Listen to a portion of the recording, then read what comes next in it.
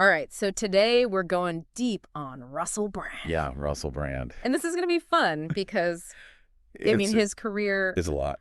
It is a lot, and we're going to go through all of it. I think it's fascinating because, like our listeners, we're fascinated by how people transform in the public eye, and he's done a lot of transforming. Yeah, and I think what makes him so interesting, too, is just like the breadth of his career. You know, he's done so many different things. Like, we have stuff here that goes all the way back to, like, his childhood, his early years, comedy, Hollywood, you know. Oh, yeah. Writing, personal life, like. All of it. It's the whole picture. It's kind of the whole picture. Yeah. So our goal today is to kind of take you through those different phases in his life and try to figure out, you know, what was driving those changes. Right. We're going to talk about his background in his comedy for sure, and then his move to Hollywood, the writing and online commentary he's doing now, the relationships. Called a relationship. Yeah, and some of the more recent events. Yeah, let's get into it. Okay, let's unpack this. Yeah. So Russell Brand, born in 1975 in Essex, England. And, you know, right off the bat, his early life was kind of marked by some pretty major challenges. Yeah, I mean, you think about his parents separating, his mom battling cancer. Right. Like, those are some big things to deal with at a young age. And I think, you know, you kind of have to understand that when you're trying to understand him later on. Yeah, for sure. And he also had his own personal struggles that he was going through, right? Absolutely. You know, bulimia as a teenager and later on heroin addiction. Yeah. It's pretty amazing how he even got through all of that. It really is. Like, those are some serious obstacles to overcome. Yeah, and I'm curious, like, how much of those struggles ended up influencing his art later on.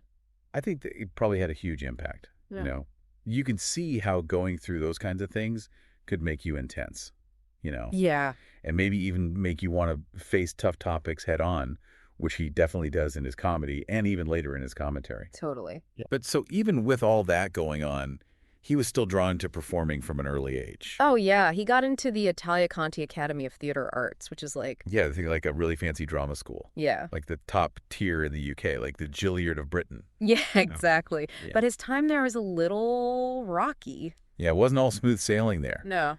He ended up getting expelled. Oh, wow. Yeah, because of his issues with drugs and attendance. Oh, really?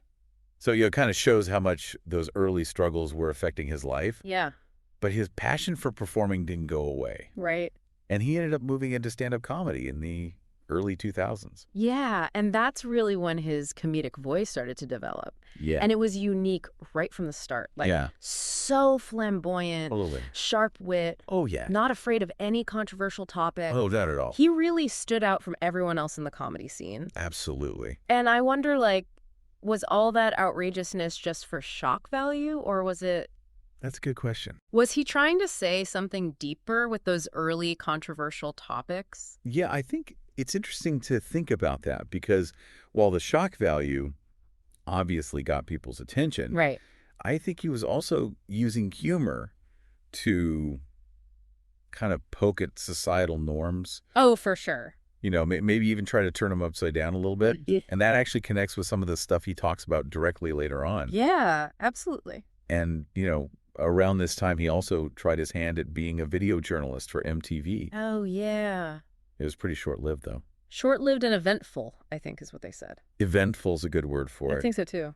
But, you know, even though those early TV gigs were brief, it seems like they kind of paved the way for his big break in the UK. Yeah. Big Brother's Big Mouth. Yeah, that show was huge. It was huge, and that's where he really connected with a big audience, like a mainstream audience. Yeah, it was a spin-off show, but it was super popular, and it gave him a platform to reach a massive audience with his unique style of commentary. And, you know, it really made him a household name. Yeah, it did. And from there, he got more opportunities to host talk shows and radio programs, right, which really solidified his place as like a major media personality in the UK by the mid-2000s. Okay, so he's killing it in the UK. What brings him to Hollywood and to that level of success? Well, his big break internationally came in 2008 with the movie Forgetting Sarah Marshall. Yes. And it was his role as Aldous Snow. Aldous Snow. That rock star character that really grabbed everyone's attention worldwide. It was magnetic. Oh my gosh, so magnetic. That character was so magnetic, and it was perfect for him. Yeah, it was like the perfect showcase for his comedic talent. Yeah. And that unique persona he had built up. Yeah, I can't imagine anyone else playing that role. No, me either. Yeah. And that movie really opened doors for him in Hollywood. Oh yeah, it was a turning point for sure. It was a huge turning point. Yeah, and after Forgetting Sarah Marshall, he just kept popping up in all these different films. Like Bedtime Stories. Remember that one? Mm-hmm. He played the hotel handyman. Yeah. And then he got to play Aldous Snow again in the spinoff Get Him to the Greek.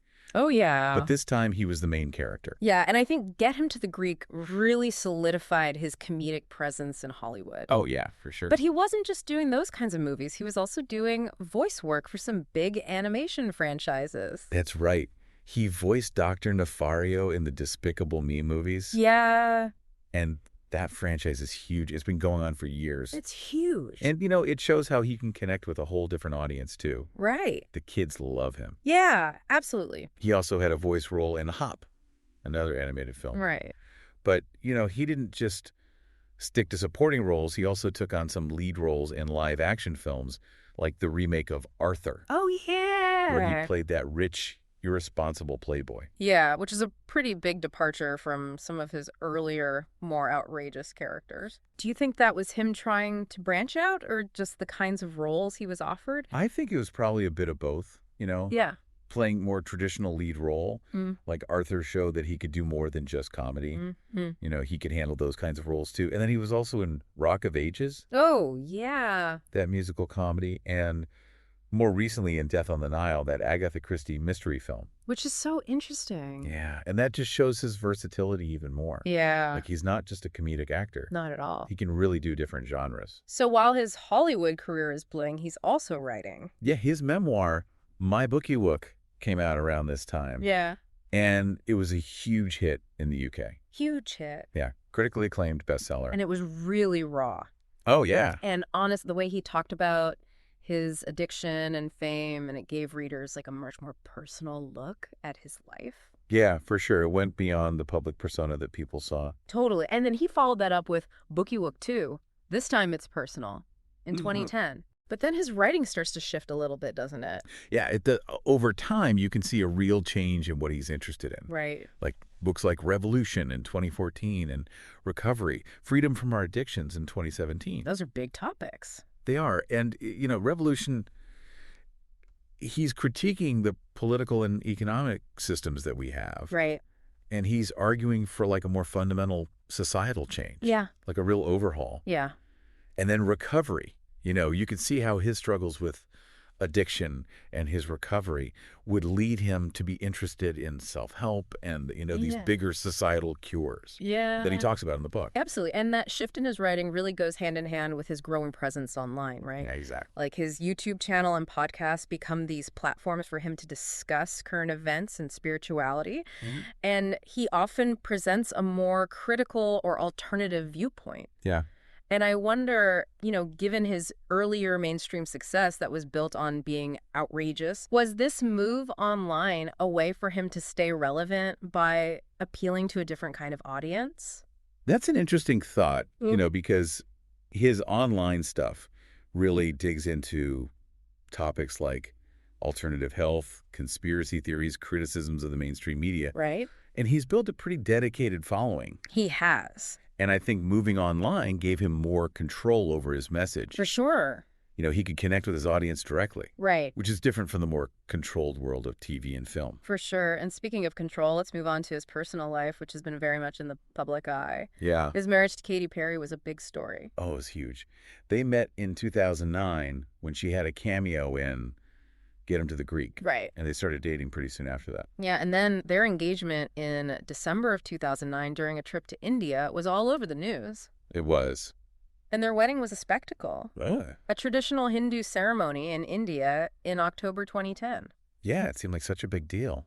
It did. It was like a symbol of these two huge stars with their contrasting personalities coming together. It did feel symbolic in a way. Yeah. But it was short-lived, right? Yeah. Sadly, it was only 14 months later in December 2011 that Brand announced their divorce. Yeah. citing irreconcilable differences. And even the divorce itself was very public. Oh, with Katy Perry revealing that he told her about it through a text message. yeah.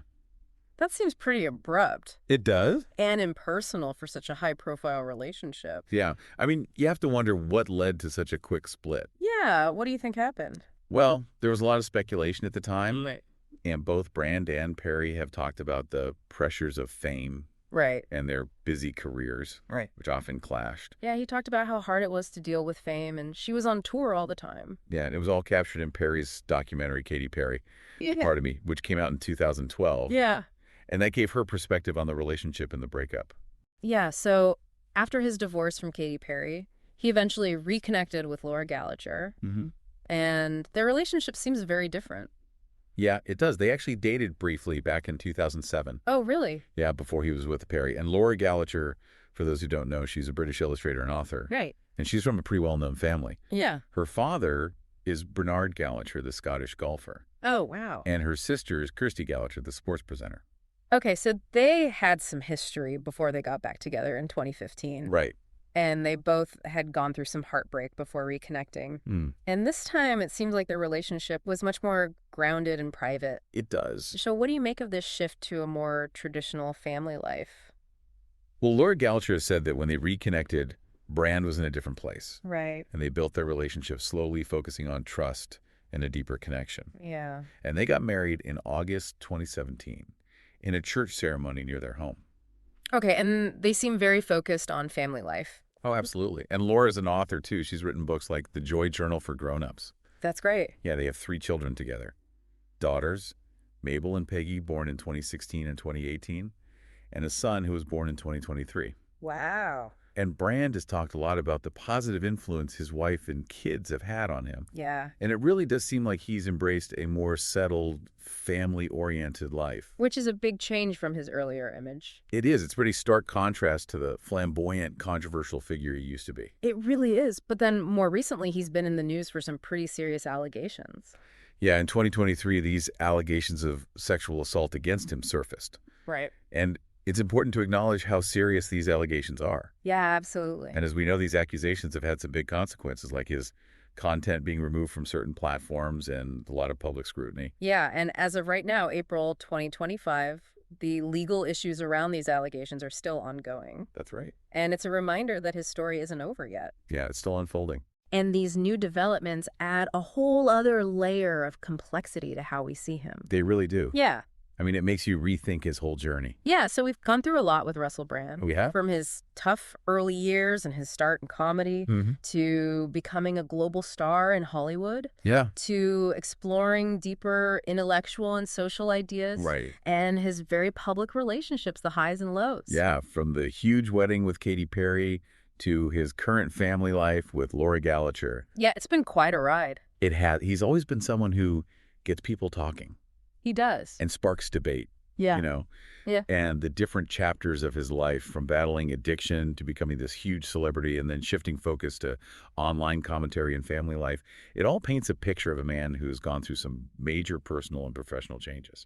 Absolutely. And as we've talked about the recent controversies and the legal stuff that's still going on, right, it shows that his story isn't finished. No, it's not. And it makes us question everything about his journey. It really does. It's like every time you think you know him, something else happens. Exactly. And it makes you think about fame and personal growth. Yeah. And how hard it is to navigate public life. It's tough. Especially in today's crazy media landscape. It's definitely something to think about. It is. So for our listeners out there, I want you to think about this. Yeah. Given all the changes Russell Brand has gone through and how the public's view of him keeps changing. Yeah. What does his journey tell us about fame? Yeah. What does it tell us about how people grow and change in the public eye, and how incredibly difficult it is to live your life in the public eye, especially today, when everything moves so fast. Especially today, it's a whole different ballgame. It really is a lot to think about. A lot to think about.